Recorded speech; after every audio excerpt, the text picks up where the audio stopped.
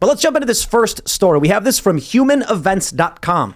Durham report reveals FBI Democrats staged soft coup of Trump administration by Libby Emmons. And I would like to stress, I believe this is NewsGuard certified human events. That means it is true facts information.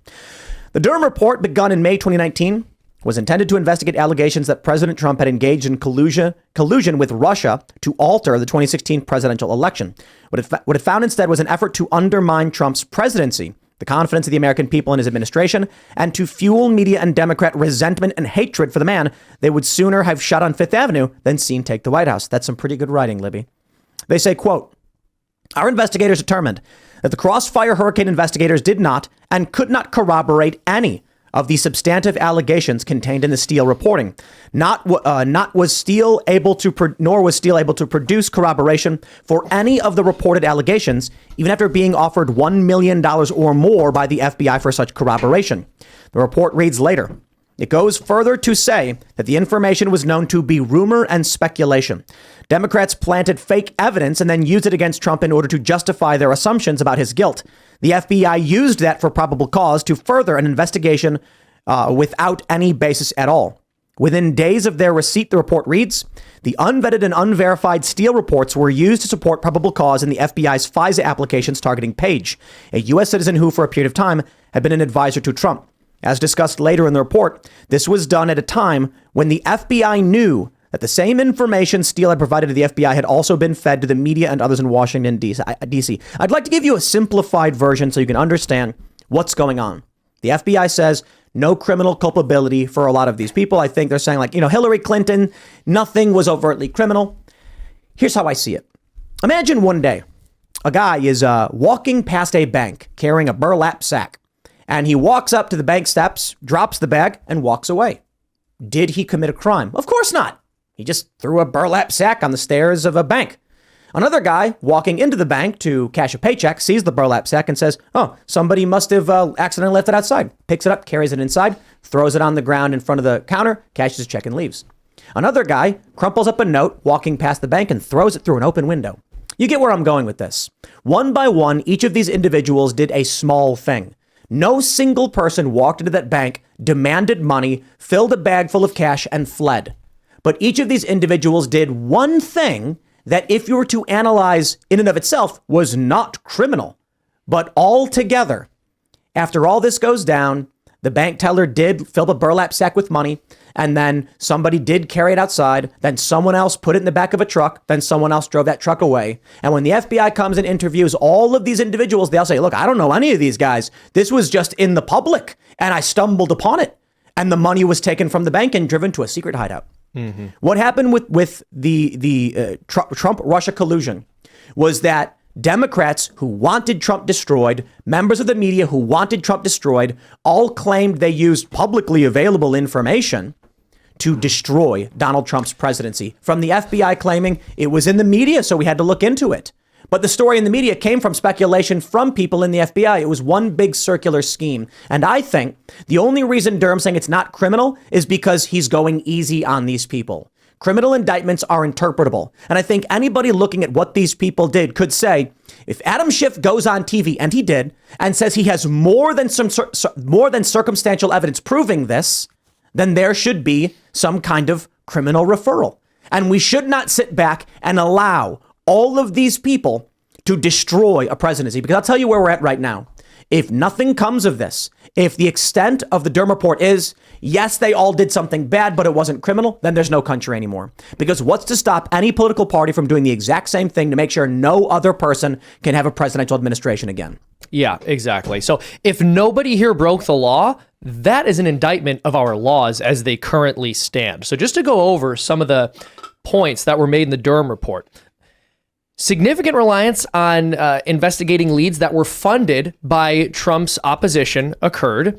They did not and could not corroborate any of the substantive allegations made by the Steele report. The investigation was not properly opened. Information was not properly vetted. It was carried out in an improper manner.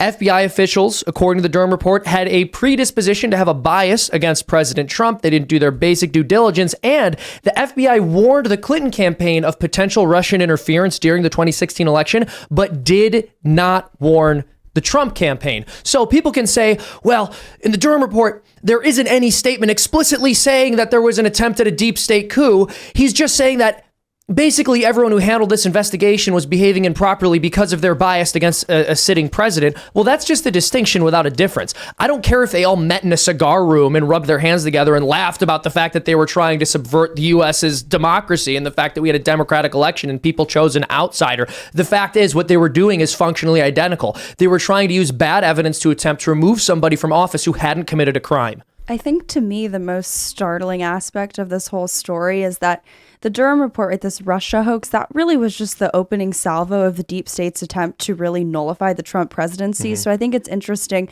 if you sort of analyze the Trump term through this paradigm. What I mean by that, the first impeachment attempt, the second impeachment attempt, the fact that the people who were running, PPO, the Presidential Personnel Office, the equivalent of HR in the White House, were a bunch of Bush-Romney types, were very establishment Republicans. So while it's important to focus on the Russia hoax angle of it, I think it also shows you the extent to which they were willing to go to thwart the Trump presidency before he even became president, right? While he was still a candidate. So you can only imagine how much they ratcheted up those efforts to go after Trump once he actually assumed office and assumed all of the leverage, the power that comes with being president. So I think it's such an interesting kind of paradigm to view all of the ways that the deep state really did go after Trump. I mean, I think and continues to, right? Yeah, I mean, exactly. He's facing so many different types of lawsuits and investigations. It's hard to count them all. What's a seditious conspiracy? Seamus, do you know?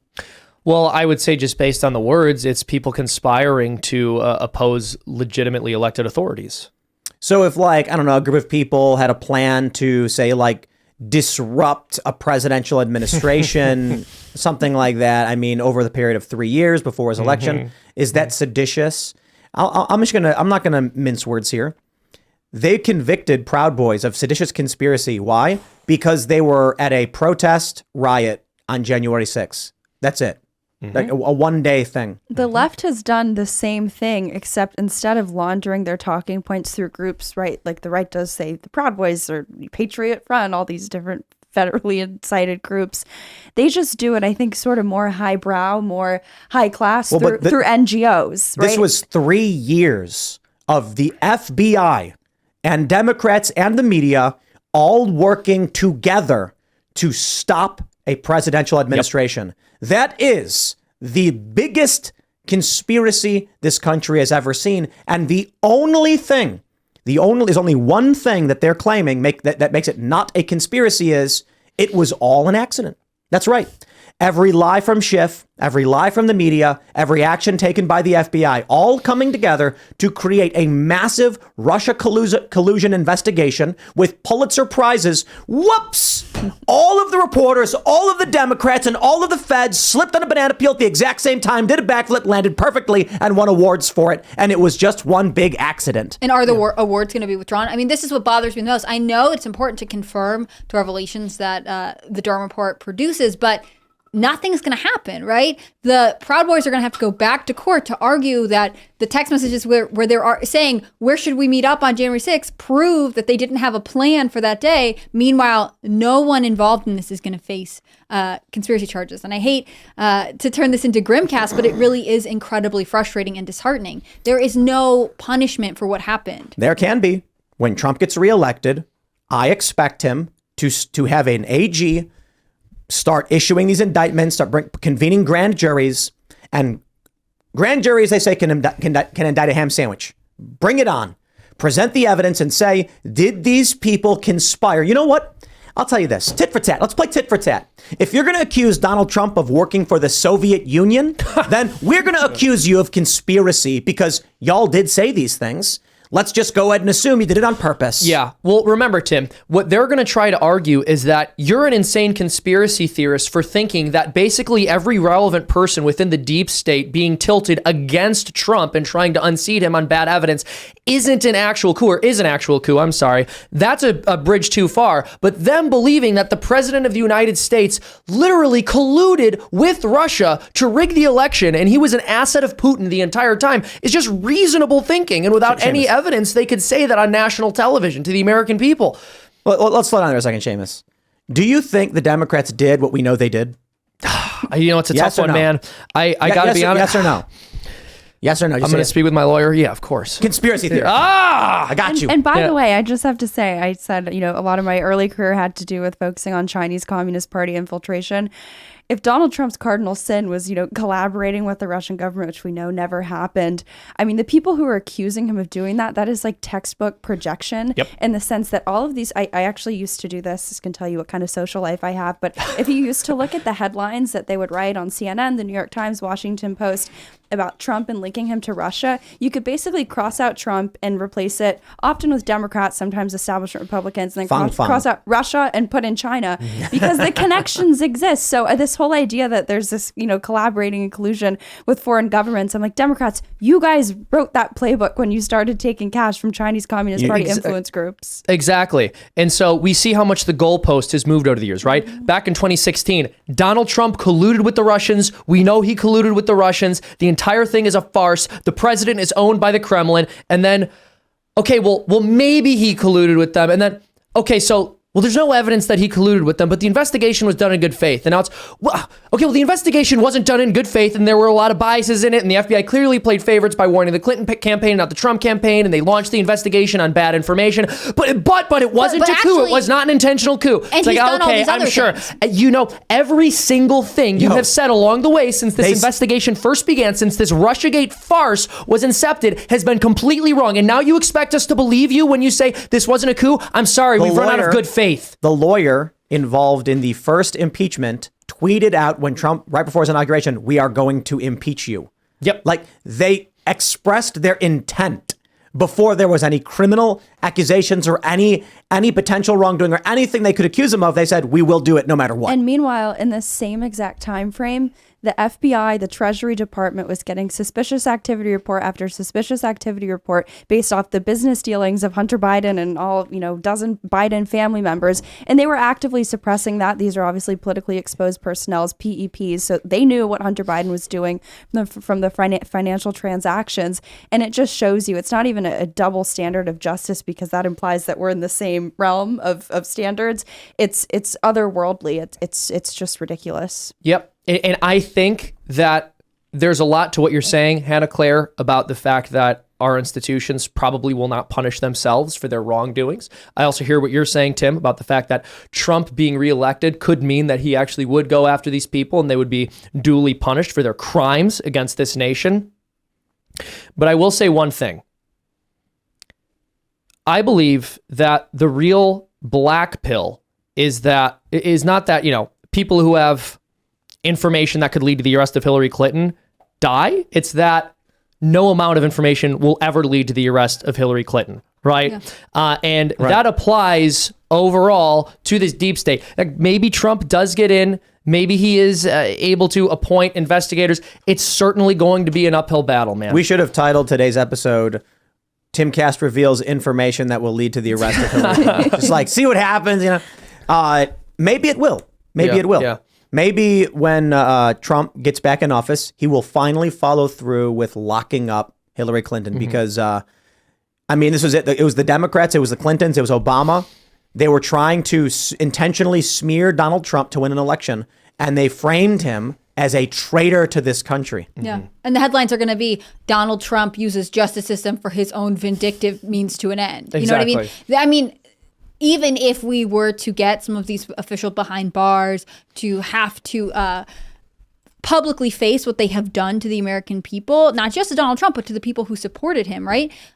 There is no way that the media lets this go, right? Yep. Even now, I think part of this time is exactly what you're saying, the timeline you laid out of being like, there definitely was a problem all the way to like, well, there wasn't anything and also we are biased and we're sort of admitting it. By now, they're going to be like, well, but he just got found guilty in this case and he's being investigated over here. And let's talk to Alvin Bragg. And it almost doesn't matter because they were just waiting to come up with something else to try and hold against Trump. And it is honestly astounding. I don't know that we'll ever see anything like it in our lifetime of someone they hate more than Donald Trump. I mean, It's truly unbelievable the lengths that the mainstream media and the deep state will go to fight against him. Well, I will say, I think there is someone or more accurately, a group they hate more than Donald Trump, and that's the American people. And they see Donald Trump as representative for the actual interests of the American people, and that bothers them because they're used to seeing politicians who are only interested in representing the elite. And so, while it may be the case that none of these people face any actual punishment at any of these media establishments or anywhere in the deep state, with respect to public opinion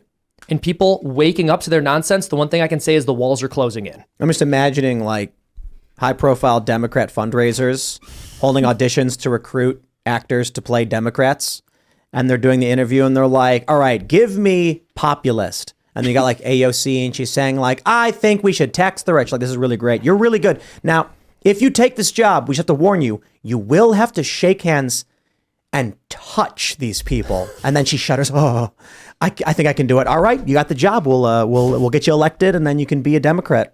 And that's how I view all the Democrats and the Republicans, to be completely honest, except for like 5 people.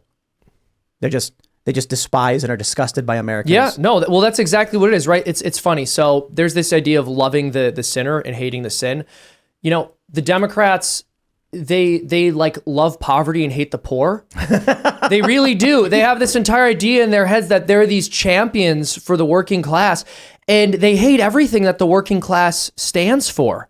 And they'll even claim that, it's funny, it applies to other things. Like they like love immigration and they hate the immigrant. When you talk to people who come here from Mexico about their values and like how they feel about gay marriage and abortion, the left is disgusted by it. They hate everything they stand for. Yeah. I mean, all of the counties along the border in Texas where there are levels of illegal immigration are red, right? They are populated by people whose families have migrated from Mexico. They have conservative values. But you see that theory play out too, I think, even with the Russia hoax, because I also never sort of bought what they were pushing, right? It's like, oh, because a random Facebook account that was somewhat linked to Russia shared an article that was attacking Hillary Clinton on false terms, just because some random Americans read it, that now influenced their vote. They're now voting for Donald Trump. And I think, you know, if you unpack that whole narrative that they were pushing, it really shows you how dumb they think the American people are, right? And how really influenceable and just dumb. There's no respect, right? It's like, because you read an article, now your entire conviction, the reason why you support Trump,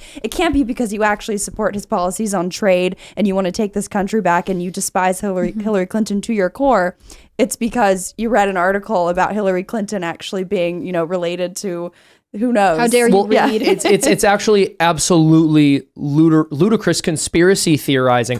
What they argued was that non-government Russian actors spending $46,000 worth of money on Facebook ads that weren't even all targeted towards one specific party was an act of war. We had actual elected leaders saying that was an act of war from Russia interfering in our election. This is how delusional these people are. The best part too is if you look, I remember there was a press release that Twitter had put out probably like 2 years ago. They were talking about what they were doing to mitigate foreign influence, and they had ranked all the different numbers of bots that they had from different countries.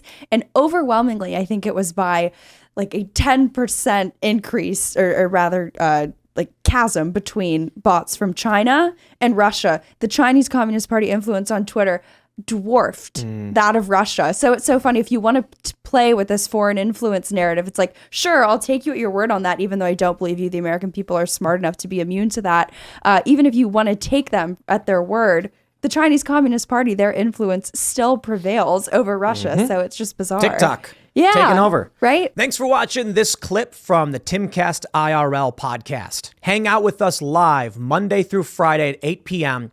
and become a member over at timcast.com for uncensored, members-only shows exclusive. Thanks for hanging out, and we'll see you all next time.